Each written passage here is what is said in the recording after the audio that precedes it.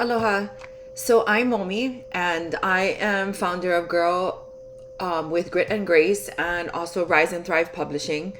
This is video one for book Project 28 to how to make positive changes in just 28 days.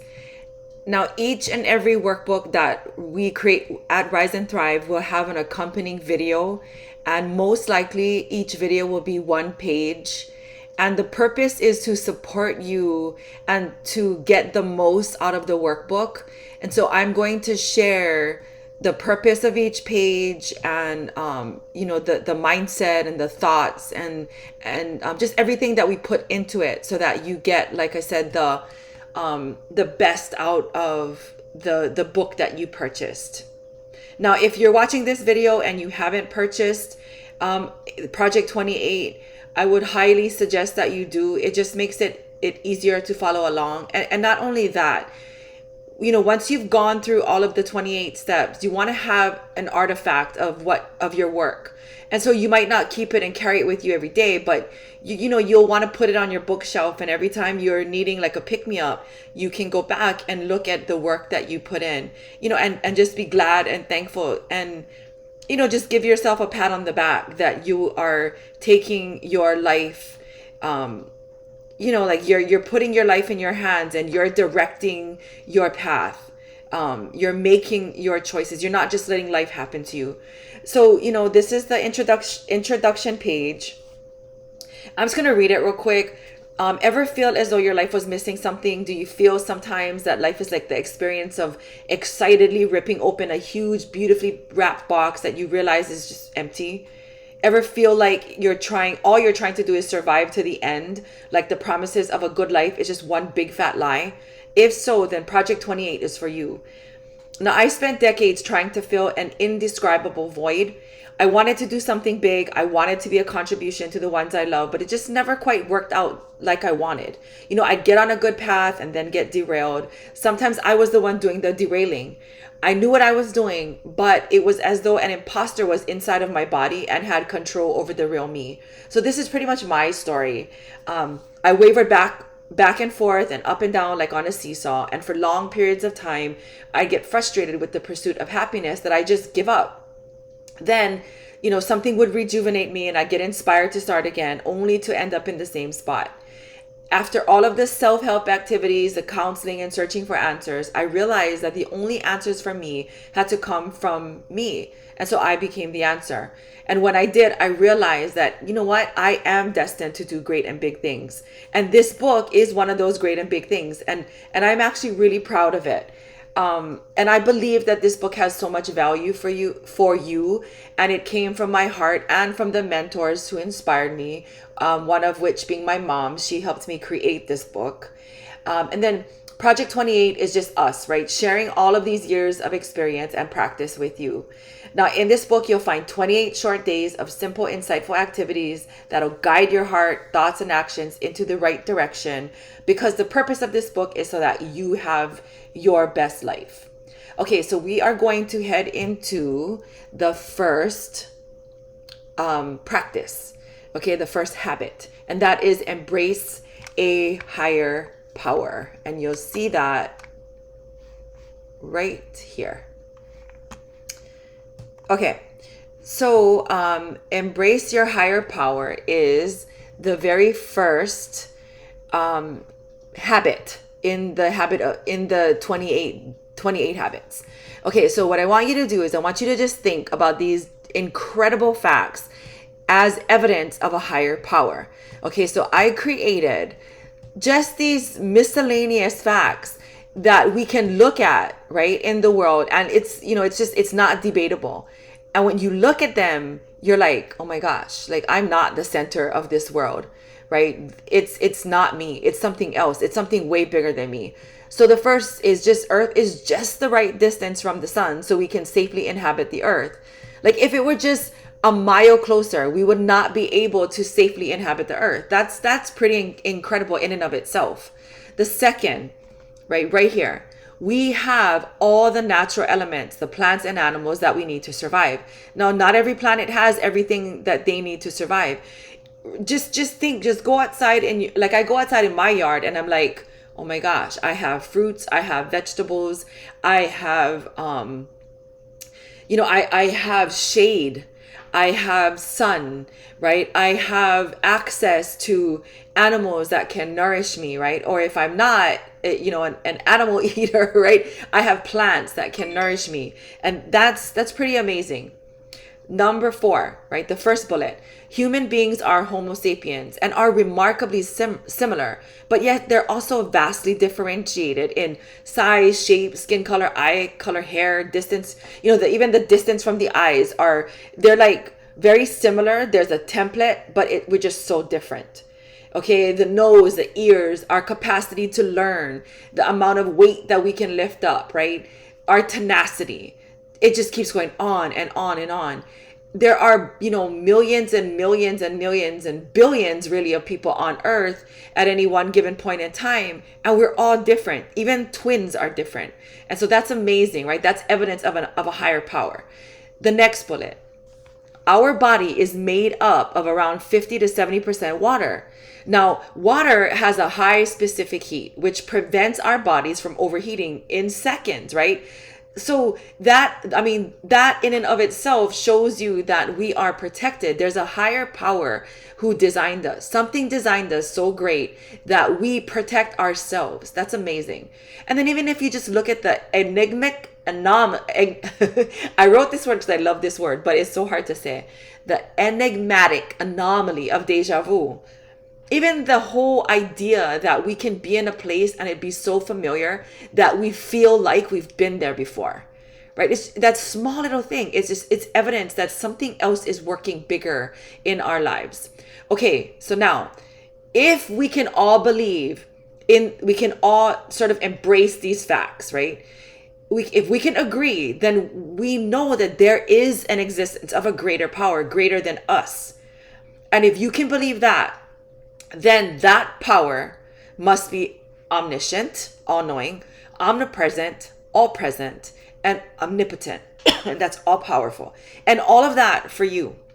Now, I'm a believer of God, but you don't have to believe in God. You just believe that you're not the greatest thing on earth, that there is something greater than you, some divine presence guiding us and just opening our minds every single day to how we can grow ourselves and be better. Now, okay, so let's just say that you embrace these facts. You can embrace the idea that there is something greater out there than you that is guiding you. Then what you need to do is connect with this higher power. And this is what you do. You do 3 things. The first thing you do is you meditate, okay? You meditate and think happy thoughts. You take long breaths and you envision your divine power caring for you. Okay. So you're going to sit in a really comfortable, pleasant, just cool, nice place where you can just envision being enwrapped, like just engulfed and wrapped in the arms of a power that is so great. But all he wants to do, or she wants to do, however you want to envision this power, it's so great. And that power wants to care for you, right? Because you have a day, you have today, you had yesterday, right? Hopefully we all have tomorrow. And that power is there for you. Like, that's amazing. I'm just going to take a deep breath, right? And another one, and I'm going to envision being cared for and held as a baby would be held by his or her mom in that loving arms. And I'm just going to agree and believe and feel that power taking care of me. Okay, number 2. The second thing that you can do to connect to your higher power is journal and draw about anything that comes to mind to help you understand yourself, okay, and the gifts that your higher power gave and continues to give to you, okay? Now, for this particular video, I'm not going to actually draw on a page because you know I don't think I need to. You get the gist, right? but I'm going to give you an idea of what I would draw. Okay. Now I would draw the fact that I like writing because I've used it as a tool. So I just might write the word write, WRITE. And then I might even draw a picture of a pen.